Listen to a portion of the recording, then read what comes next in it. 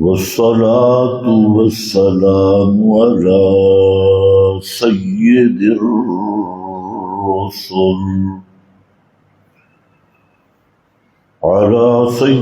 الرسل وخاتم الأنبياء.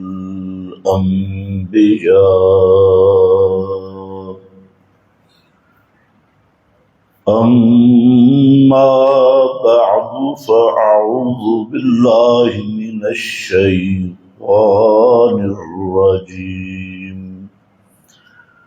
بسم الله الرحمن الرحيم. ولا تقربوا الزنا إنه كان فاحشا. سبحان ربك رب العزة عما يصفون وسلام على المرسلين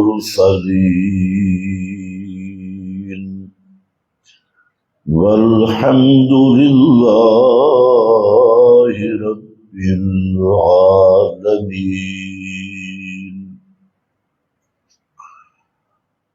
انتہائی قابل قدر بزرگوں اور بھائیوں، گزشتہ بیان میں آپ حضرات کی خدمت میں حقوق اولاد کے متعلق چند باتیں عرض کی تھی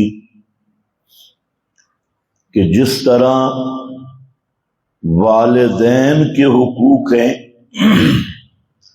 اسی طرح اولاد کے بھی والدین پر شرعی حقوق ہیں۔ ان میں سے پہلا حق ہے اولاد کی جان کی حفاظت اور اولاد کی اچھی تربیت۔ اچھی تربیت میں سب سے اولین دینی تربیت ہے۔ انہیں دیندار بنانا، دین سکھانا اور دیندار ماحول دینا، اچھا انسان بنانا، یہ والدین پر ضروری ہے۔ اپنے اولاد کی فکر کرنا۔ آج والدین کو اپنی اولاد کی پرواہ نہیں، اور خصوصاً دینی تربیت کا ہمارے گھروں میں ماحول نہیں رہا۔ گھروں میں ماحول بھی انگریزی تربیت کا ہے۔ والدین خوش ہوتے ہیں بچے انگریزی بول رہے ہیں، انگریزی سیکھ رہے ہیں، اور فلمیں، بے حیائی، فحاشی، عریانی ہر گھر میں نیٹ کی نحوست کی وجہ سے موجود ہے، اور نوجوان لڑکے لڑکیاں ان کے پاس ٹچ موبائل ہیں، فیس بک ہے، یوٹیوب ہے، تو وہ اس بے حیائی کے ماحول میں، فحاشی عریانی کے ماحول میں تربیت پا رہے ہیں، اور خالص طاغوتی ماحول میں۔ اس یہود و نصارہ نے کارٹون کے نام پر جو بچوں کے کھیل موبائلوں میں لانچ کیے ہیں، حقیقت میں یہ بھی ان کے مذہب کی تعلیم ہے۔ بظاہر تمہیں کارٹون نظر آتے ہیں، بچے خوش ہوتے ہیں کارٹون دیکھ کر، لیکن حقیقت میں یہ وہ اپنے مذہب کی دعوت دے رہے ہوتے ہیں۔ اور دجالی اور طاغوتی تہذیب، اس کی بھرپور دعوت ہوتی ہے ان کارٹونوں کی حرکات اور ان کی تعلیم کے ذریعے۔ سکول کالج کا ماحول یہ بھی خالص طاغوتی ابلیسی ماحول بنا دیا گیا، جس میں پوری یہودیت نصرانیت اس کے مذہب کی تعلیم ہے اور مذہب ان کا لا مذہب ہے، طاغوتی اور ابلیسی نظام ساری اسی پر مبنی ہے۔ یونیورسٹیوں میں، کالجوں میں، نیٹ پہ، فیس بک پہ، یوٹیوب پہ اور کیبل پہ، ٹی وی پہ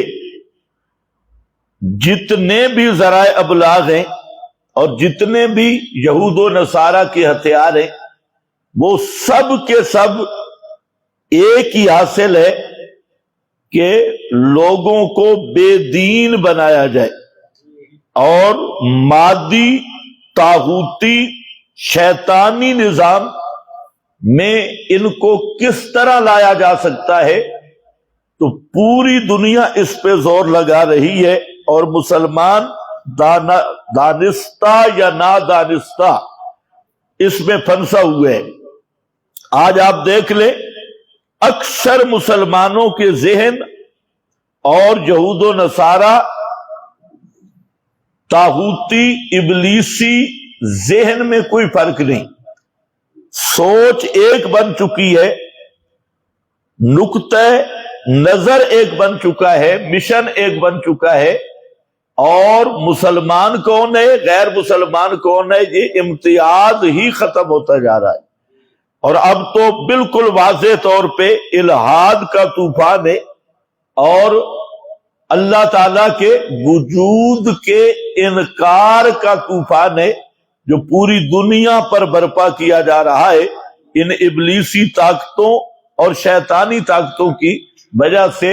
تو والدین پر سب سے پہلا فرض ہے اپنی اولاد کی دینی تربیت کرنا اور اپنی اولاد کی دینی ضروریات کو پورا کرنا، انہیں دیندار، دین سکھانا اور دیندار بنانا، یہ والدین کا سب سے اہم فرض ہے۔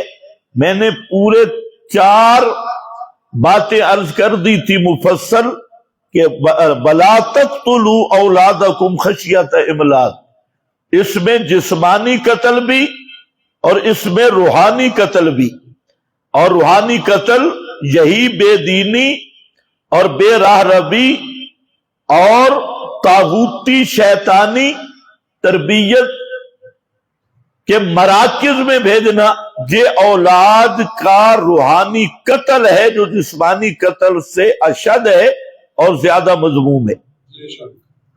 اس کے بعد آج کا جو ہمارا سبق ہے یہ آیت نمبر 32 ہے سورہ بنی اسرائیل کی۔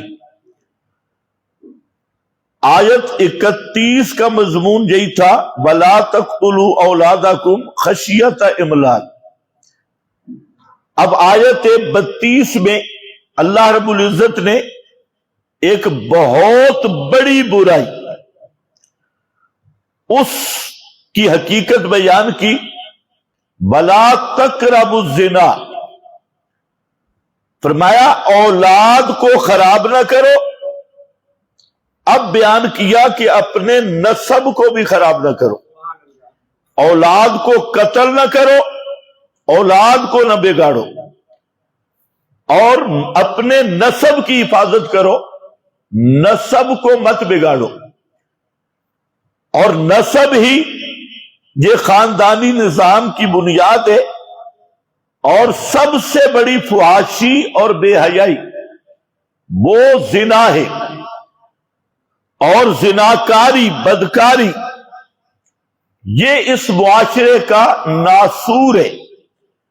اور جہاں زنا اور بدکاری عام ہو جائے تو خاندانی نظام درم برم ہو جاتا ہے، نسب ختم ہو جاتا ہے، باپ بیٹے کی تمیز ختم ہو جاتی ہے، بھائی بہن کی تمیز ختم ہو جاتی ہے، اور پورا جو اسلام کا ایک مزاج اسلامی معاشرے کا کی بنیاد خاندانی نظام پہ ہے، رشتوں پہ ہے، تو جب زنا ہوگا تو زنا سے سارا نسب گڑبڑ ہو جائے گا اور سارے رشتے اور خاندانی نظام یہ درم برم ہو جائے گا۔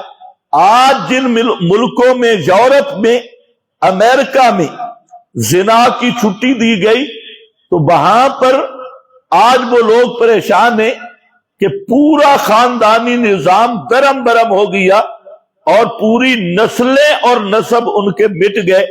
تو خاندان، نسب اور معاشرہ کے قائم کرنے کے لیے سب سے پہلی چیز اسلامی نظریہ میں وہ نکاح کو عام کیا اور زنا پر پابندی لگائی، اور فرمایا لا تقربوا الزنا۔ یہ جملہ سمجھنے والا ہے، لا تفعلوا الزنا نہیں، لا تقربوا الزنا، زنا کے قریب نہیں جانا۔ ایک ہے زنا کرنا نہیں، یہ تو بعد کا مرحلہ ہے۔ فرمایا لا تقربوا الزنا، زنا کے قریب نہ جانا، کسی ایسے سبب کو اختیار نہ کرنا جو زنا کی طرف کھینچ کے لے جاتا ہے، ایسا راستہ اختیار نہ کرنا جو زنا کی طرف کھینچ کے لے جاتا ہے، ایسی چیز اختیار نہ کرنا جو زنا کا سبب بن سکتی ہے۔ تو اسباب سے روکا، لا تقربوا الزنا، کہ زنا کے قریب نہ جانا۔ کیوں؟ آگے وجہ بیان کی، انہو کان فاحشۃ، اس لیے کہ یہ زنا والا عمل یہ سب سے بڑی بے حیائی ہے۔ فاحشۃ، اس سے بڑی بے حیائی دنیا میں نہیں ہے، بہت بڑی بے حیائی فاحشہ، وساء سبیلا، اور ساء بہت برا راستہ، ساء سبیلا مطلب دو چیزیں، ایک تو ہے یہ بے حیائی اور فحاشی، اور دوسرا یہ راستہ بڑا برا ہے کہ ساء سبیلا، اگر یہ رسم چل پڑی پھر کسی کا کوئی گھر محفوظ نہیں رہے گا۔ اگر یہ رستہ چل پڑا تو پھر کبھی کوئی محفوظ نہیں رہے گا۔ تو اس لیے فرمایا ساء سبیلا، اور اس کا ایک مطلب یہ بھی بنتا ہے کہ اگر تم زنا کے قریب گئے تو یہ بہت برا راستہ ہے، پھر تمہارا گھر بھی محفوظ نہیں رہے گا۔ اگر تم نے کہیں اور یہ بے حیائی کی تو اس بے حیائی سے تم خود بھی اس کا شکار ہوگے، تمہارا گھر بھی اس سے محفوظ نہیں رہے گا۔ یہ بہت بری راہ ہے اور بہت برا راستہ ہے۔ اس لیے فرمایا لا تقربوا الزنا، زنا کے قریب مت جاؤ۔ زنا کے اسباب، اس کو اسلام نے روکا۔ نبی کریم صلی اللہ علیہ وسلم نے فرمایا کوئی عورت نامحرم کے ساتھ سفر نہیں کر سکتی، اکیلا سفر نہیں کر سکتی، سفر کرے گی تو اپنے محرم کے ساتھ ہوگی۔ نامحرم آدمی ہے، اس کے ساتھ عورت سفر نہیں کر سکتی، یہ بھی ذریعہ بنتا ہے بدکاری کا اور بے حیائی کا۔ اور پھر فرمایا کہ کوئی عورت مرد کے ساتھ تنہائی میں نہ بیٹھے، خلوت نہ کرے، تنہا نہ ہو، غیر محرم مرد ہے اس کے ساتھ عورت تنہائی میں نہیں بیٹھ سکتی، خلوت نہیں کر سکتی، سفر نہیں کر سکتی، اور اکیلا بھی سفر نہیں کر سکتی۔ یہ کیا ہے؟ وہ اسباب ہے۔ آج آپ دیکھ لیں کہ خلوت دفتروں کا نظام ایسا بنایا، ایک مرد ہے اور ایک عورت ہے، سارا دن وہ دفتر میں بیٹھے ہیں۔ اسی طرح آپ کا پورا نظام طاغوتی اور ابلیسی نظام، جس میں اسلام نے جو تعلیم دی تھی کہ ہر اس اسباب سے بچنا ہے جو زنا کے قریب کرے. سکول کالج کی مخلوط تعلیم، یہ درمیان میں بیٹھا ہے، بالغ بچہ ہے، دائیں بھی لڑکی ہے بائیں بھی لڑکی ہے، یہ کس کا نظام ہے؟ یہ خالص ابلیس کا نظام ہے، خالص یہ شیطان کا نظام ہے جو اسلامی ملکوں میں بھی آ گیا. اور اسی طرح بے پردگی، اسلام نے پردہ کو فرض کیا تھا، اور یہ آپ کے نسب کی حفاظت کے لیے اور آپ کے خاندان کی حفاظت کے لیے اللہ رب العزت نے پردہ کو فرض قرار دیا.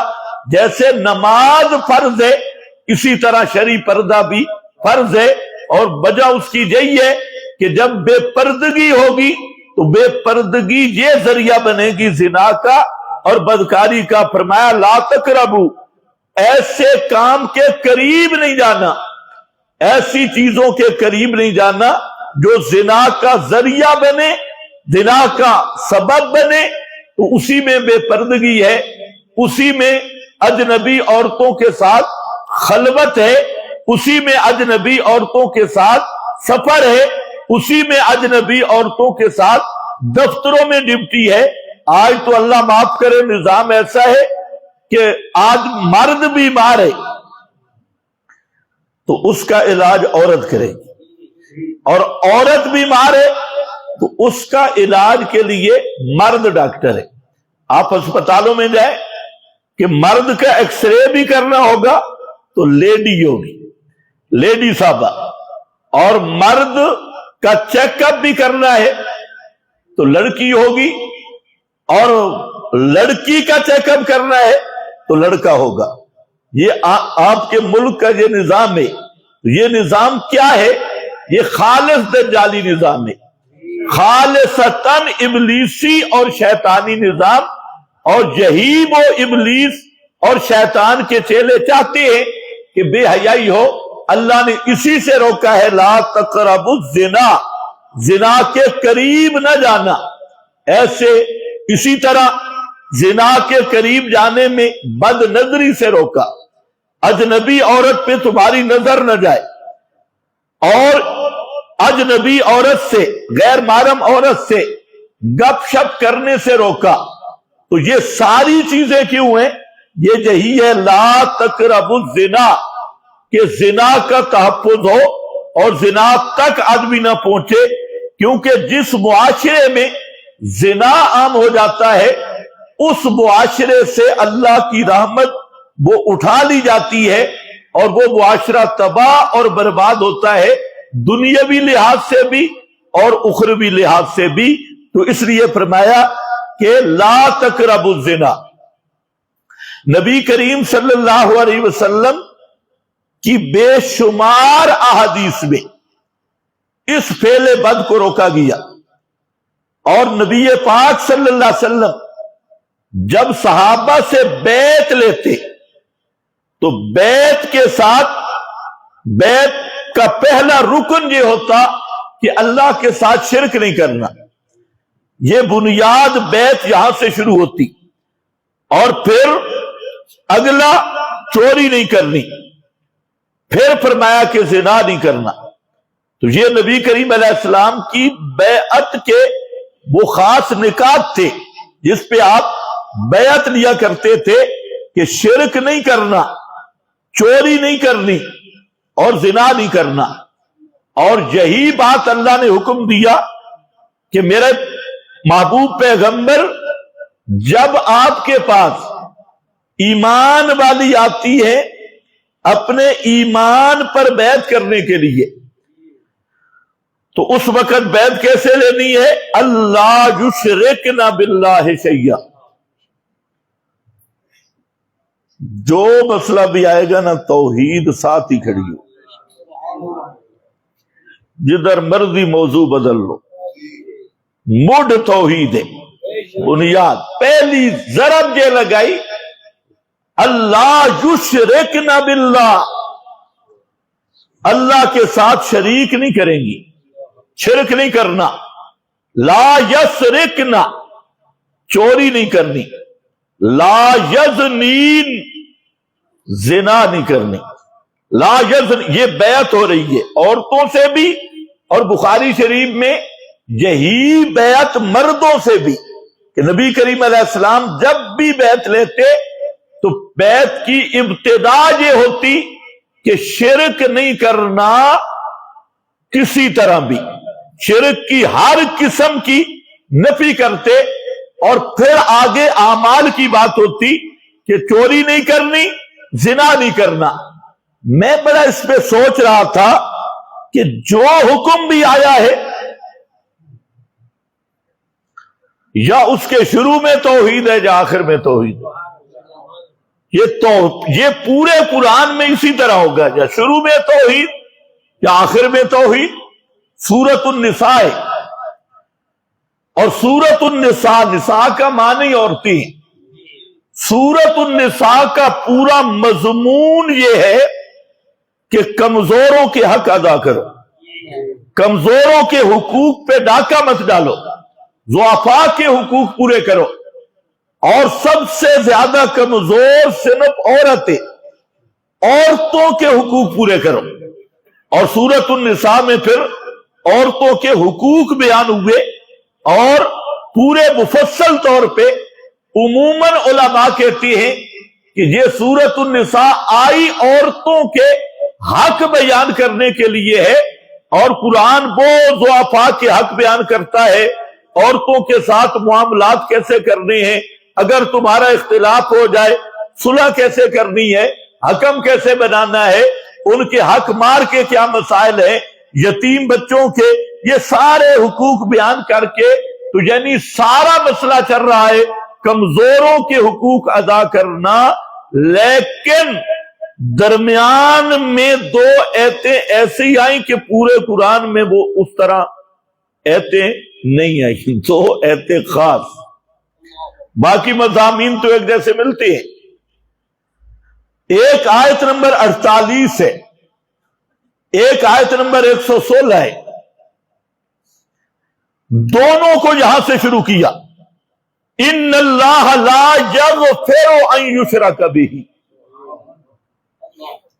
آیت 48 کا شروع بھی یہی ہے، 116 کا بھی، ان اللہ لا یغفر ان یشرک بہ، پکی بات ہے، اس میں شک نہ کرنا کہ اللہ معاف نہیں کرے گا، ان یشرک بہ، یہ کہ اس کے ساتھ شرک کیا جائے، شرک کو اللہ معاف نہیں کرے گا۔ ان یشرک، ان یشرک، علماء جانتے ہیں دو تعمیمیں جہاں کھڑی ہے، ان یشرک، شرک کرنے والا کوئی ہو، اور شرک کی قسم کوئی ہو، کسی قسم کا شرک کرے اور کرنے والا کوئی ہو، لا یغفر، اللہ نے فرمایا میں معاف نہیں کروں گا۔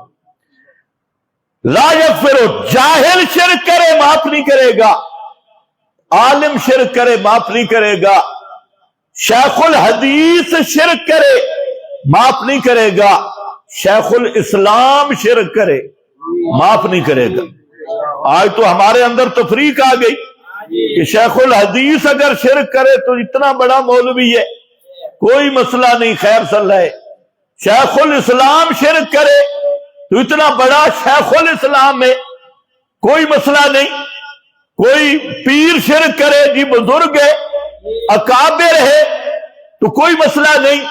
اللہ نے فرمایا ان یشرک، مجہول ذکر کیا، اور مجہول ذکر کرنے کا مطلب یہ تھا کہ خبردار شرک کوئی کرے اور کوئی قسم شرک کی کرے، اللہ کا فیصلہ یہ ہے اللہ معاف نہیں کرے گا۔ آج میں جا تو رہا تھا لا تقربوا الزنا پہ، لیکن پھر ایک بات سمجھ لو، مضمون تو چلے گا سورہ بنی اسرائیل حقوق العباد، لیکن آ گئی نا اب تو قرآن نے بھی اسی طرح کا مناسبت اسی طرح بیان کی۔ مشرک کے بارے میں فرمایا انما المشرکون نجس، مشرک نرا گند، نجاسن نرا پلیت. سختی تو نہیں ہوگی. نجاسن سورہ توبہ ہے، خیال کرنا. انما المشرکون نجاسن، مشرک پلیت ہے. یا اللہ کون سا مشرک؟ عجمی مشرک، ہندوستانی مودی صرف پلیت ہے، ٹرمپ پلیت ہے. المشرکون، المشرکون جمع پہ الف لام آئے. المشرکون، مشرک چاہے پیغمبر کا چچا بھی ہو پلیت ہے. مشرک نبی کا بابا ہو تب بھی پلیت ہے. مشرک نبی کا بیٹا ہو تب بھی پلیت ہے.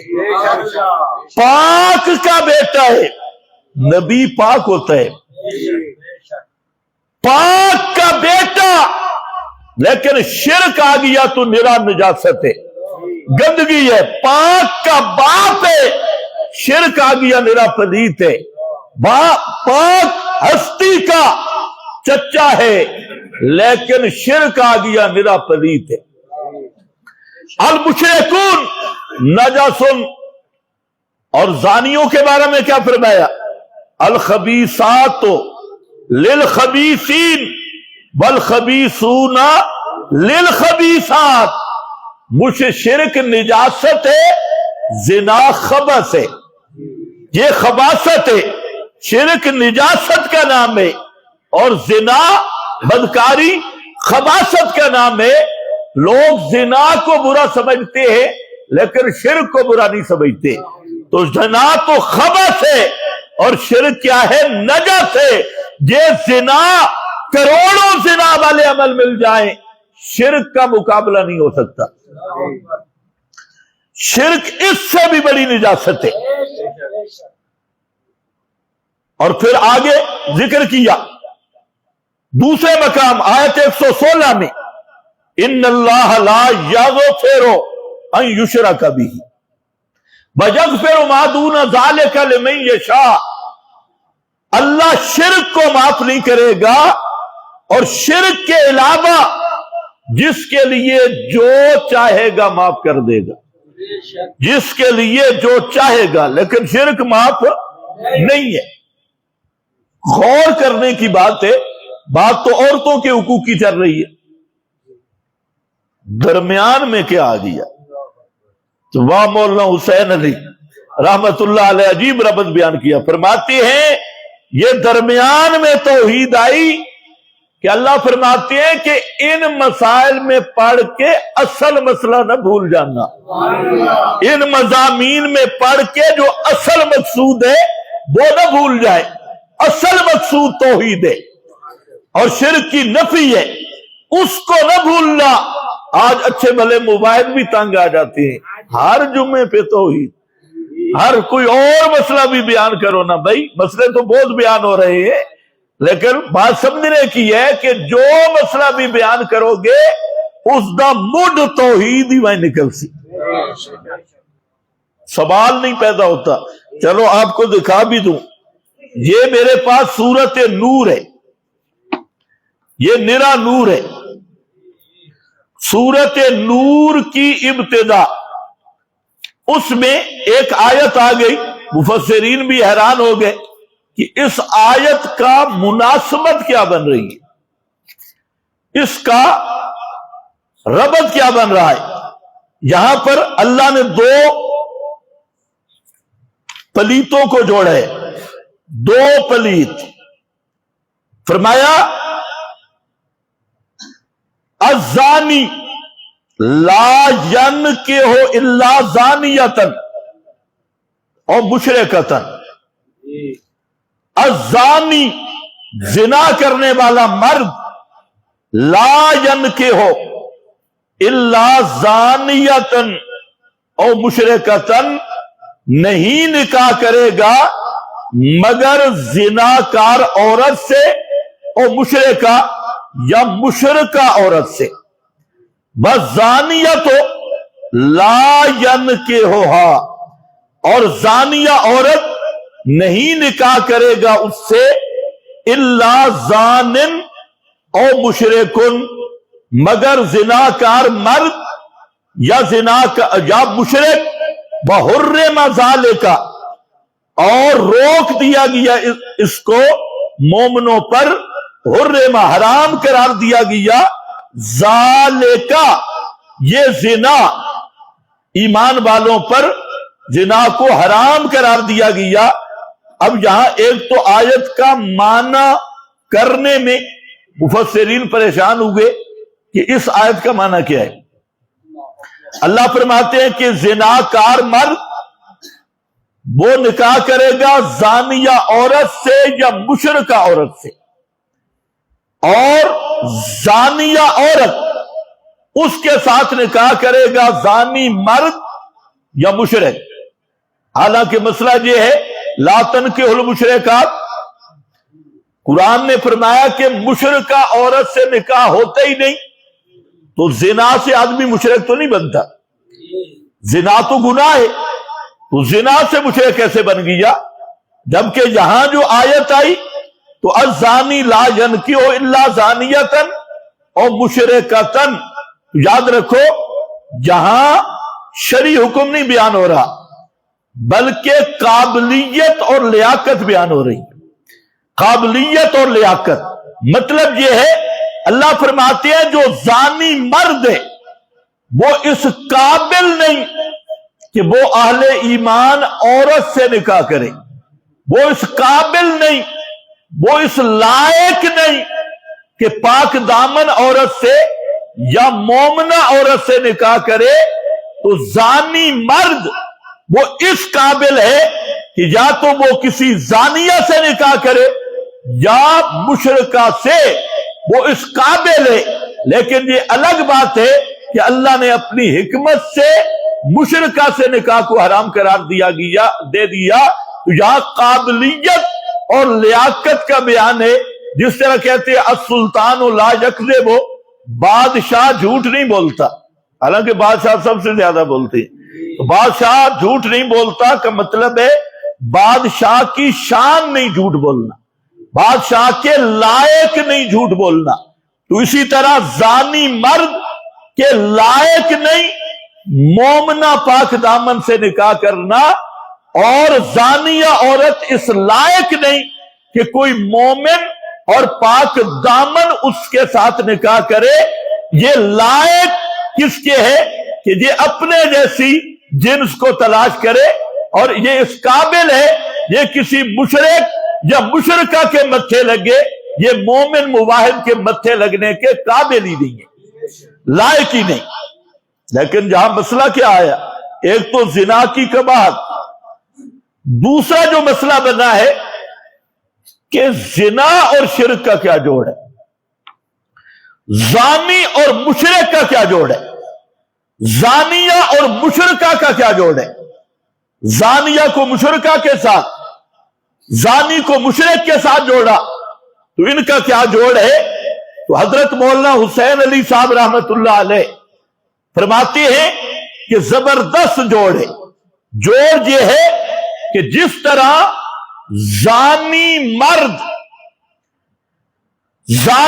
مرد زناکار مرد وہ ایک بسترے پہ اکتفا نہیں کرتا، اسی طرح مشرک مرد وہ ایک دربار پہ اکتفا نہیں کرتا، ایک دربار پہ اکتفا نہیں کرتا. اور جس طرح مشرکہ عورت خامد والا حق وہ غیر کو دیتی ہے، اسی طرح مشرک مرد اور عورت اپنے رب والا حق وہ غیر کو دیتی ہے. اس لیے زانی اور مشرک کو اکٹھا کر کے ذکر کیا. تو بہرحال اور واپس سوچنے والی بات یہ ہے کہ فرمایا شرک نہیں کرنا، شرک معاف نہیں ہوگا. ایتیں دو آ گئی، مضمون ایک آ گیا، ان اللہ لا یغفر ان یشرک بہ وَيَغْفِرُ مَا دُونَ ذَلِكَ لِمَن يَشَاءُ. یہاں تک آیت 48 اور 116 بالکل ایک جیسے لفظ ہیں، یہاں تک کوئی فرق نہیں. آگے تھوڑا فرق کیا. من یشرک باللہ فقد افترا اسما عظیما، ایک مقام. اور دوسرے مقام پہ فرما دیا من یشرک باللہ فقد ضل ضلالا بعیدا، ضل ضلالا بعیدا. اب یہاں مفسرین فرماتے ہیں شروع آیت کا ایک ہے، آخر میں فرق کیوں ہے؟ دونوں آیتوں کے آخر میں فرق کر دیا. تو قرآن پڑھنے سے پتہ چلتا ہے کہ جہاں فرمایا نا من یشرک باللہ فقد ضل ضلالا بعیدا، تو یہاں عوام لوگوں کی بات ہو رہی، عوام الناس کی. تو وہاں ضل ضلالا بعیدا ذکر کیا کہ جس آدمی نے شرک کیا وہ گمراہ ہوا، دور کی گمراہی میں جا پڑا اور دور کی گمراہی میں وہ مبتلا ہو گیا.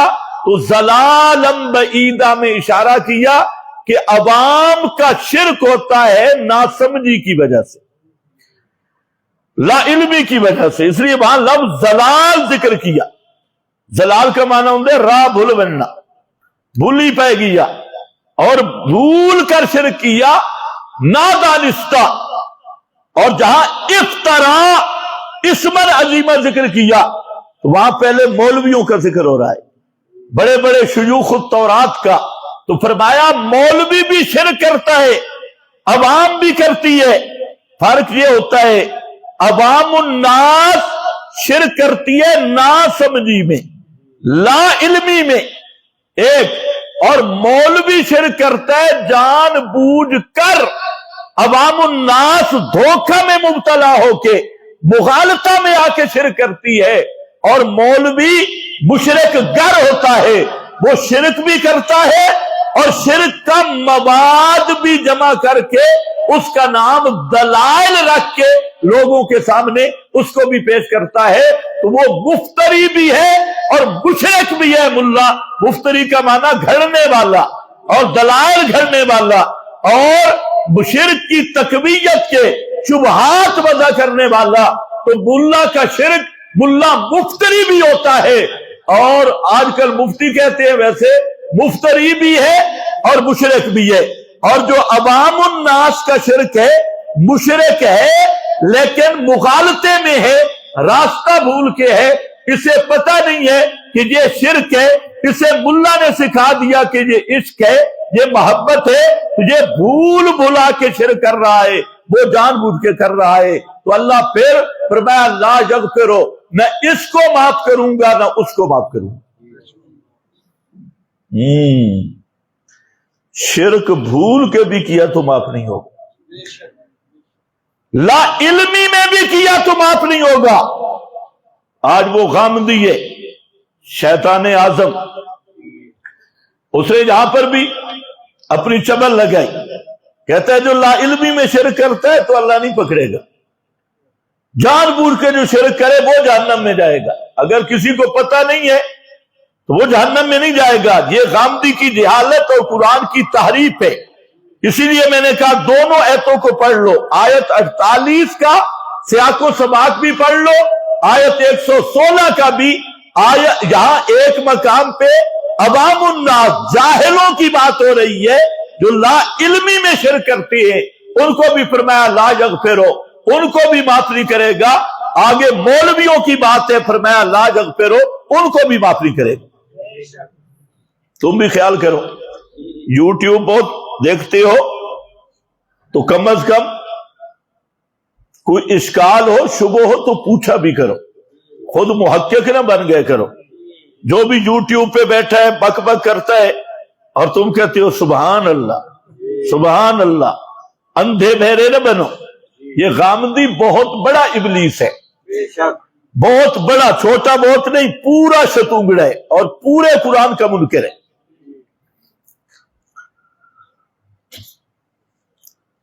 نئی چیز لوگوں کو اچھی لگتی ہے. کہتے ہیں لا علمی میں شرک کرے تو معاف ہوگا. تو قرآن کیا کہتے ہیں؟ لا یغفر ان. تو کہاں لا علمی والوں کو گارنٹی دی؟ اس جاہل کو یہ بھی نہیں پتا کہ توحید فطرت کا مسئلہ ہے. یہ کون سا مسئلہ ہے؟ فطرت کا. اگر آدمی کی فطرت سلیمہ ہو، اس کو نبی کی دعوت نہ بھی پہنچے نا، توحید وہ سمجھ لے گا. اس لیے امام اعظم امام ابو حنیفہ رحمت اللہ علیہ نے بات کی، فرمایا کہ آدمی جزیرے میں پیدا ہوا، رہ گیا، ساری زندگی اسے کوئی انسان بھی نہیں ملا، اور وہ اپنی فطرت توحید پہ باقی ہے، تو اس سے قیامت کے دن صرف توحید کے بارے میں سوال ہو. اسے دعوت بھی نہیں پہنچی اور بھی نہیں ملا. وجہ کہ توحید انسان کی فطرت کا بیج ہے، فطرت میں ہے. اور یہی فطرت ہے کہ مشرکین عرب جب کشتیوں پہ پھنس جاتے اور کشتی غرق ہونے لگتی تو اس وقت وہ اپنی فطرت کی طرف لوٹتے اور اصل بیج کی طرف، کہ کشتی بھنور میں آ گئی، غرق ہو رہی ہے، تو اس وقت کیا کہتے؟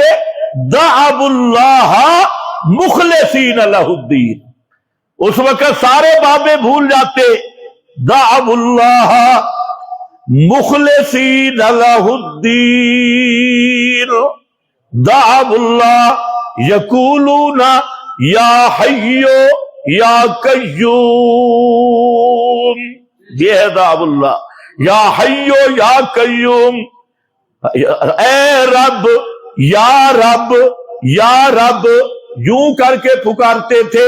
تو مسئلہ توحید فطرت کا مسئلہ ہے. اس لیے قیامت کے دن جہالت ادھر نہیں بنے گی کہ قیامت کو تم کہو یا اللہ وہ مولوی اور کہتا تھا، یہ مولوی اور کہتا تھا، ایتے مولویاں دے رفڑن، مولویاں دے رولین، ہم کدھر جائیں؟ خبردار، قیامت کے دن یہ عذر نہیں چلے گا. اللہ رب العزت قیامت کے دن اس عذر کی وجہ سے نہیں چھوڑیں گے. فرمایا تجھے فطرت میں تمہاری توحید رکھی. کلو مولود یولد علی فطرت الاسلام فطرت اللہ التی فطر الناس علیہ. فرمایا عالم ارواح نے وہ جو ایک عہد تھا الستو بربکم، اس کا اثر فطرت میں رکھ دیا، اور تمہاری فطرت توحید پہ ہے. دنیا کی ہر چیز کے بارے میں سوچ کرتا ہے، کبھی دین کے بارے میں سوچا ہی نہیں ہے. یہ کوئی عذر نہیں ہوگا، معافی نہیں ہوگی. شرک ہے کیا؟ اے بڑا مسئلہ. جہاں تک تو مولوی آ گئے، ابو جہل بھی جہاں تک آ گیا تھا، وہ بھی کہتا تھا اللہم لا شریک لک لبیک اللہم لا شریک لک. مسلم شریف پڑھ رہا ہوں.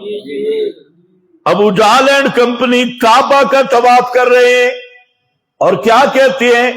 اللہم لا شریک لک. اللہ فرماتے ہیں یہ پکا مشرک ہے، پلیت. فقتل المشرکین. معلوم ہوتا ہے کہ مشرک کبھی اقرار نہیں کرتا کہ میں مشرک ہوں. ابو جہل نے بھی اعتراف نہیں کیا کہ میں مشرک ہوں. ابو جہل مشرک تھا؟ بولو بولو اور اوپر بولو. ابو جہل مشرک تھا؟ کیوں؟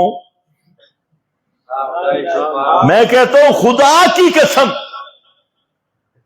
اگر یہی بات سمجھ آ جائے نا ابو جہل مشرک کیوں تھا، تو شرک کی حقیقت واضح ہو جائے گی. اور آج شیخ الاسلام کو بھی پتہ نہیں شرک کیا ہے، شیخ الحدیث کو پتہ نہیں شرک کیا ہے. ایک شیخ الاسلام شروع تھا شرک سے بچنے کے لیے، فرما رہے تھے موتی حقیقی اللہ ہے، موتی حقیقی اللہ ہے، بس شرک نہیں ہوگا. اے شیخہ، یہ موتی حقیقی اللہ مان کے شرک کیا؟ تو ابو جہل بھی یہی کہتا تھا موتی حقیقی. موتی حقیقی کون ہے؟ اللہ ہے. یہی حدیث دیکھ لو، کیا ہے؟ لا شریک لک الا شریکن इल्ला शरीकन होवा तमलिकुहु वमा मलका, होवा तमलिकुहु वमा मलका, अल्लाह तेरा शरीक कोई नहीं, हाँ हाँ तू आप जिसको अता कर दे। मोती हकीकी तू है, मोती हकीकी तू है।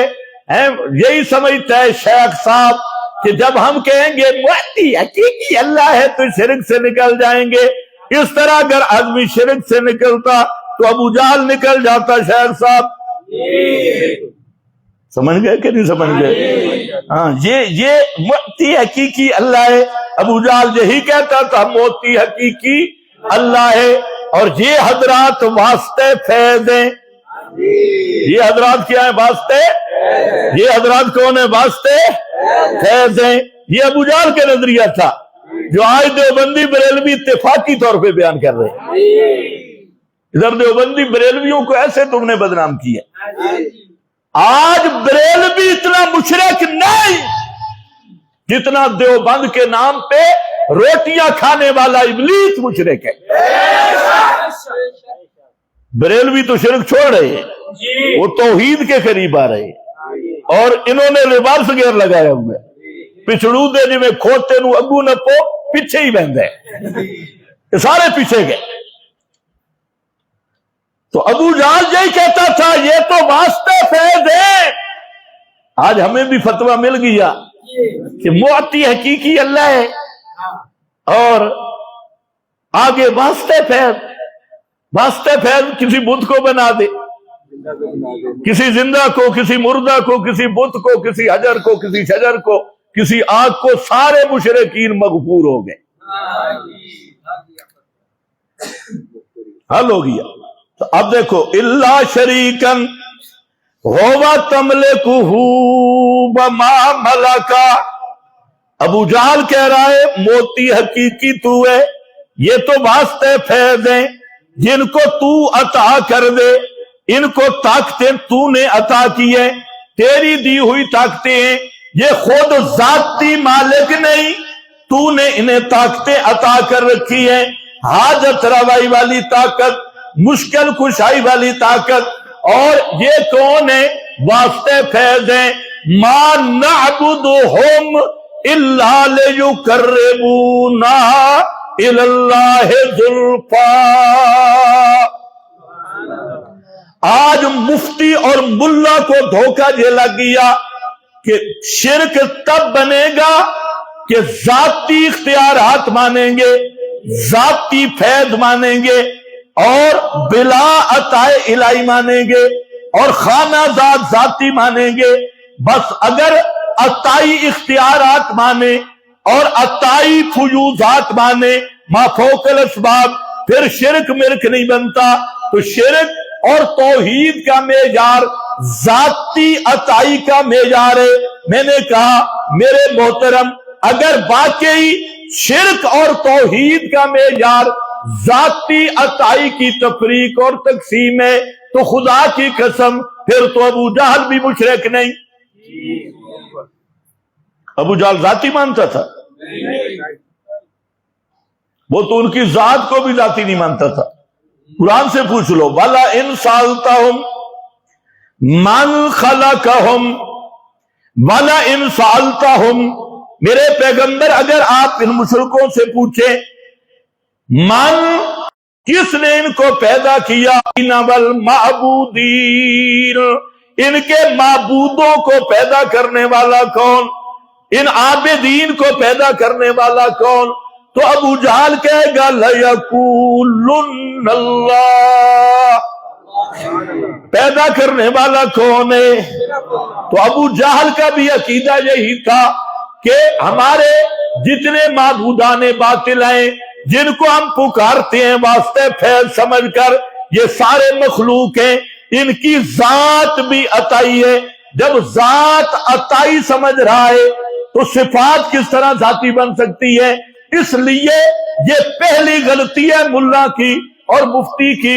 वो समझता है कि पहले तो जाती माने तब शिरक बनेगा, अताई माना तो शिरक नहीं बनेगा।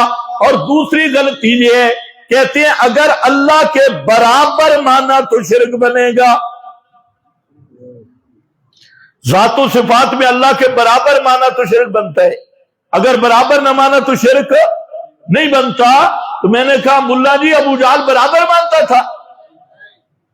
جی ابو جہل اپنے معبودوں کو ذات صفات میں اللہ کے برابر مانتا تھا. امام رازی رحمت اللہ علیہ نے تصریح کی, فرماتے ہیں کہ آج تک ایسا کوئی مشرک نہیں گزرا سوائے مجوس کے, ایسا کوئی مشرک نہیں گزرا یثبت للہ شریکا یساوی فی القدرت والعلم, جو قدرت اور علم میں اللہ کے برابر اپنے شریک کو مانتا ہو.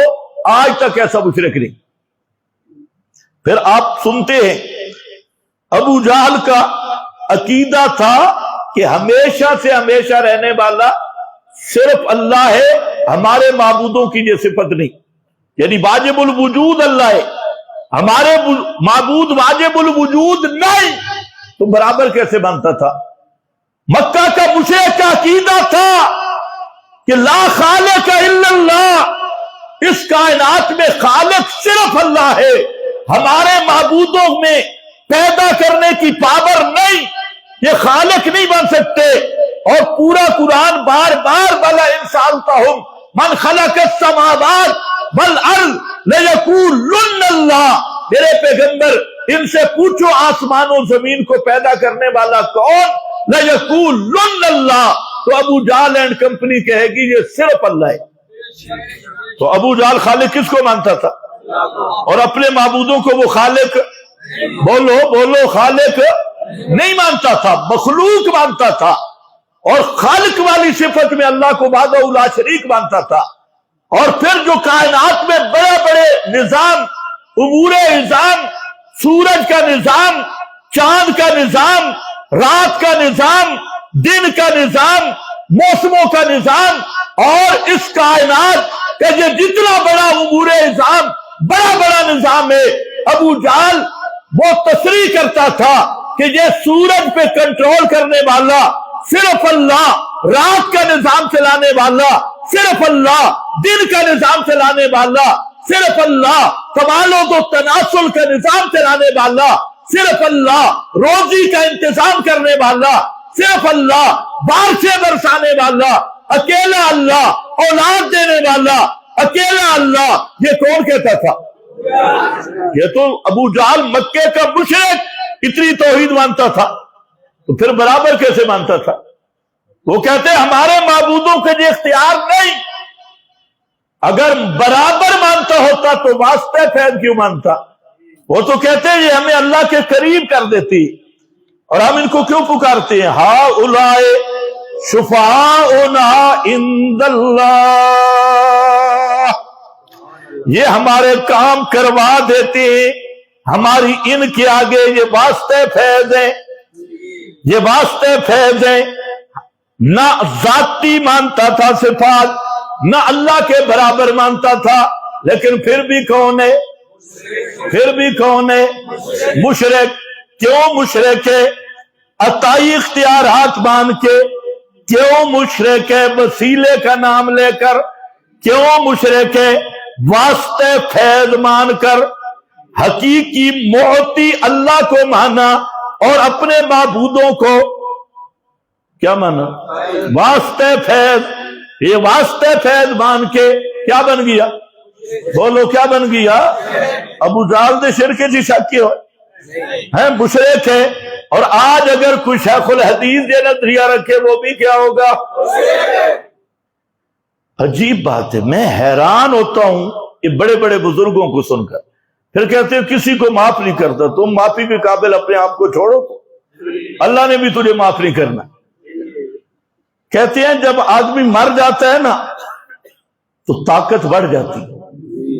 بزرگ جب مرتے ہیں نا, یہ کراچی کی تحقیق ہے اور بہت بڑے بزرگ کی تحقیق ہے, جب آدمی مرتا ہے طاقت بڑھ جاتی. کیسے بڑھتی ہو؟ اٹک کے بزرگ نے وضاحت کی. کیسے بڑھتی؟ کہتے ہیں مردہ گھر آ گیا, رات گھر میں گزاری، سال کے بعد اس کا بیٹا بھی پیدا ہوا۔ یہ وہ رحمت کائنات نامی کتاب ہے، اٹک کے بزرگ نے لکھی، اور کہتا ہے کہ یہ وہ کتاب ہے کہ میں بین النوم والیقظہ تھا، کچھ سویا تھا، کچھ جاگ رہا تھا۔ تو نبی پاک کی زیارت ہوئی صلی اللہ علیہ وسلم، تو آپ نے فرمایا میں یہ تیری کتاب انبیاء کو پیش کروں گا۔ یہ وہ کتاب ہے، اور یہ تھا خود اتنا بے ایمان، بین النوم والیقظہ بھی تھا، لیکن صحابی ذرا بھی نہیں بنا۔ تو ایمان ہوتا تو بنتا، آپ سے ملاقات بھی ہوگی، صحابی نہیں، چلو خیر۔ اب مجھے سمجھ آئی کہ یہ طاقت بڑھ جاتی ہے۔ عام زندہ نارمل آدمی ہو تو صرف 9 ماہ تک بچہ ماں کے پیٹ میں رہ سکتا ہے، لیکن وہ چونکہ مردہ آیا تھا تو سال کے بعد پاور بڑھ گئی۔ مرنے کے بعد بزرگوں کی طاقت بڑھ جاتی ہے۔ بڑی ہے کہ نہیں بڑی؟ 9 10 11 12 3 مہینے تک پاور بڑھ گئی، تو وہ پیدا ہوا۔ یہ جی بزرگ مرنے کے بعد بزرگوں کی پاور بڑھ جاتی ہے۔ اور ایک نے لکھا کہ میرا لکھا تو ایک بزرگ کی طرف جھوٹ منسوب ہے، لیکن لکھا انہوں نے، یہ ہمارے دیوبندی حضرات، بریلویوں کی بات نہیں کر رہا، انہوں نے جو پاور بڑھا رہی، تو انہوں نے لکھا کہ فلاں بزرگ کہتے ہیں کہ میرا دادا شہید ہو گیا اور رات کو مٹھائی کا ڈبہ لے کے دادی جان کے پاس آ گئی۔ میں نے کہا طاقت تو واقعی بڑھ گئی ہے۔ بوڑھا آدمی تبصرہ میں نہیں کرتا، خود سمجھنا ہے۔ مٹھائی لے کر دادی جان کے پاس آ گئی۔ اگلی بات سنو، طاقت بڑھ گئی، قوت با میں بھی اضافہ ہو گیا مرنے کے بعد۔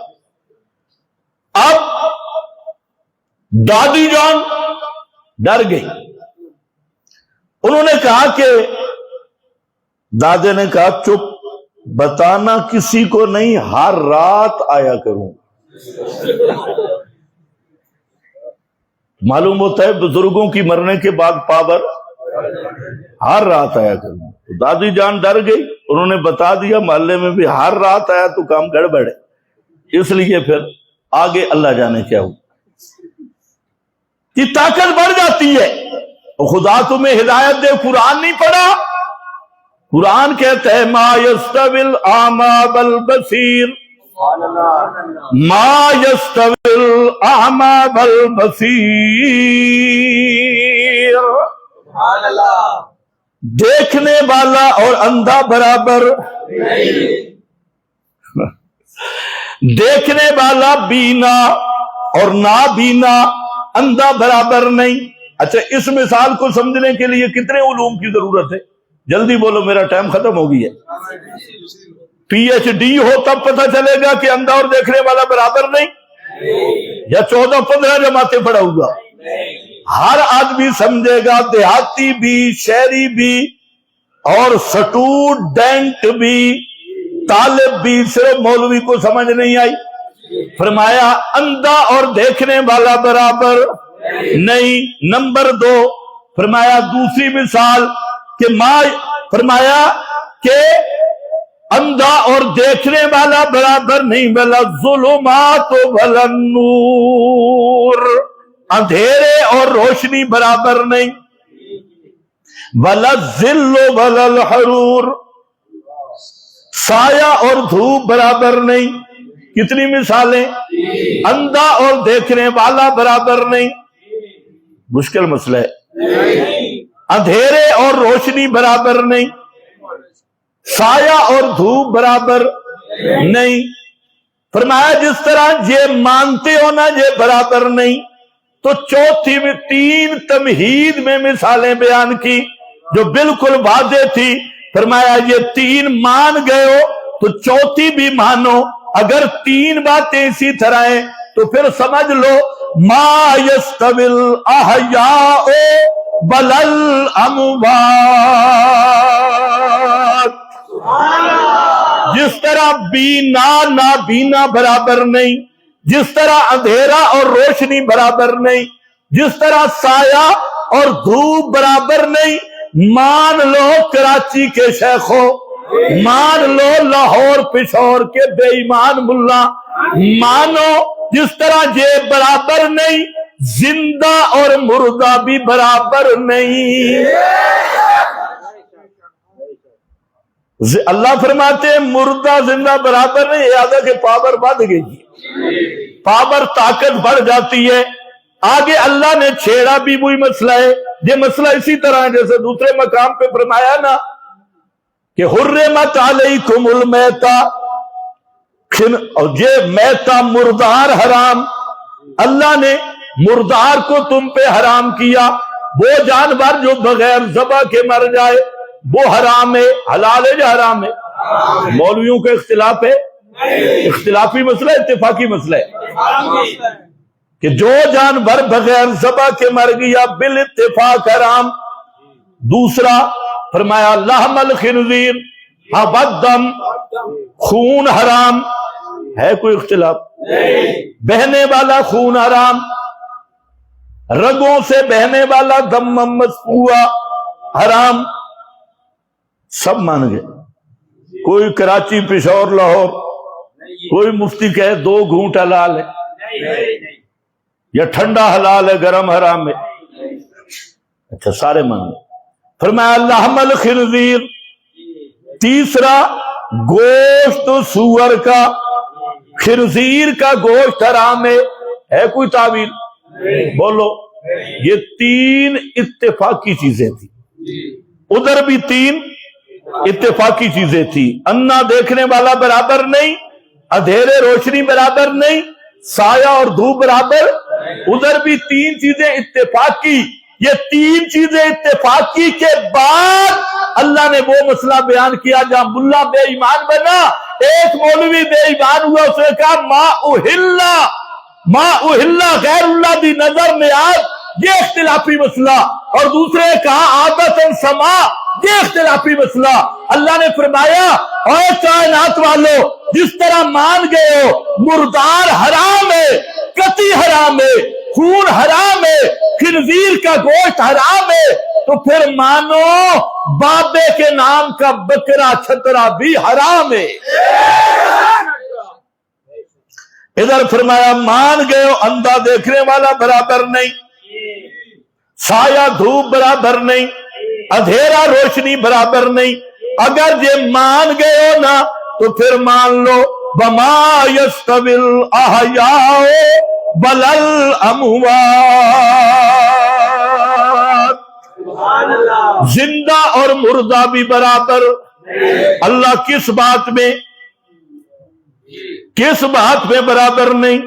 مردہ بھی ہم نے دیکھا، زندہ بھی ہم نے دیکھا، مردہ کے بھی 2 کان ہی رہتے ہیں، جب اوپر پڑھو نیچے تو پھر اور مسئلہ ہے۔ مردے کے 3 کان بن جاتے، زندہ کے بھی 2، مردہ کے بھی، زندہ کی بھی 2 ٹانگیں، اور مرنے کے بعد بھی۔ اوپر کی بات کر رہا ہوں، نیچے کی بات نہیں کر رہا۔ نیچے تو جانے کے بعد نبی کریم علیہ السلام فرماتے ہیں کل ابن آدم یاکلہ التراب الا عجب الذنب، انبیاء کے وجود محفوظ ہیں، اس کے علاوہ ابن آدم کے پورے وجود کو مٹی کھا جاتی، کان ناک ہر چیز گئی، ایک ہڈی باقی رہتی ہے، اور وہ ہڈی بھی یہ ریڑھ کی ہڈی کا نچلا حصہ ہے۔ عجب الذنب آج کل ڈی این اے کی اصطلاح آئی ہے، تمہارا سائنس آج پہنچا ہے، ہمارے نبی نے پہلے بتا دیا۔ تیری ڈی این اے ٹیسٹ اب ہو رہے ہیں۔ پیغمبر نے فرمایا عجب الذنب، اور وہی عجب الذنب اسی میں تیرا سارا نقشہ موجود ہے، وہ باقی رہتی ہے۔ قیامت کے دن اللہ اسی ہڈی سے اس وجود کو دوبارہ پیدا کریں گے، جیسے دنیا میں نطفہ سے پیدا کیا، قیامت کے دن اس ہڈی سے پیدا کریں گے۔ اس ہڈی نیچے ہوتی ہے، کراچی والوں سے پوچھو، اب مردہ جو فیض دیتا ہے نچلی طرف سے دیتا ہے، رہتی تو وہی ہڈی ہے، بڑھ جاتا ہے، شرم نہیں آتی، مردے کی طاقت بڑھ جاتی۔ کون سا مسئلہ ہے اللہ فرماتے ہیں ان اللہ یسمع من یشاء وما انت بمسمع من فی القبور.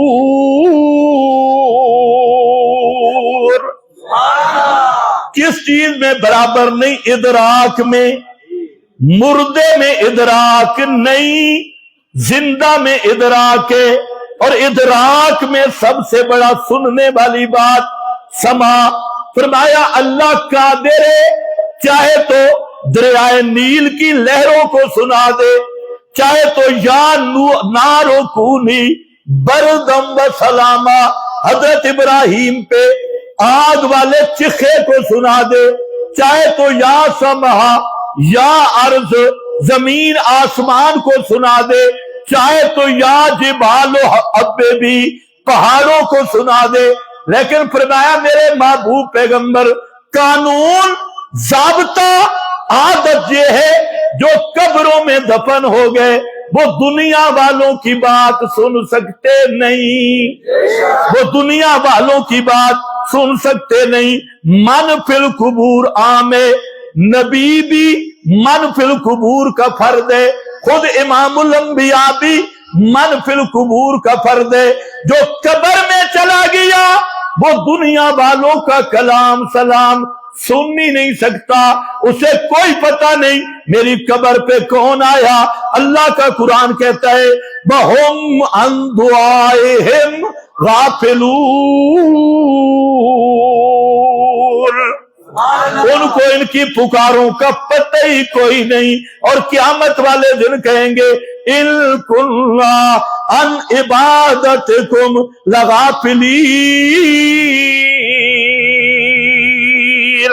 اللہ کی قسم اٹھا کے کہتے ہیں ہمیں کوئی پتہ نہیں ہماری قبر پہ کون فیض لینے آیا، کون استفادہ کرنے آیا، کون آیا تھے کون نہیں آیا. یہ عام قبروں والے نہیں، یہ وہ قبروں والے ہیں یوم یجمع اللہ الرسل فیقول ماذا اجبتم قالوا لا علم لنا. اب شیخ الاسلام کہتے ہیں مرنے کے بعد طاقتیں بڑھ جاتی ہیں. ایمان سے بتاؤ قرآن سچا یا شیخ الاسلام سچا؟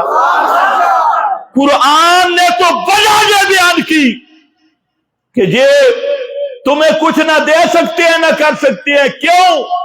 فرمایا اموات، یہ سنتے نہیں. کیوں؟ اموات غیر احیاء وما یشعرون ایان یبعثون.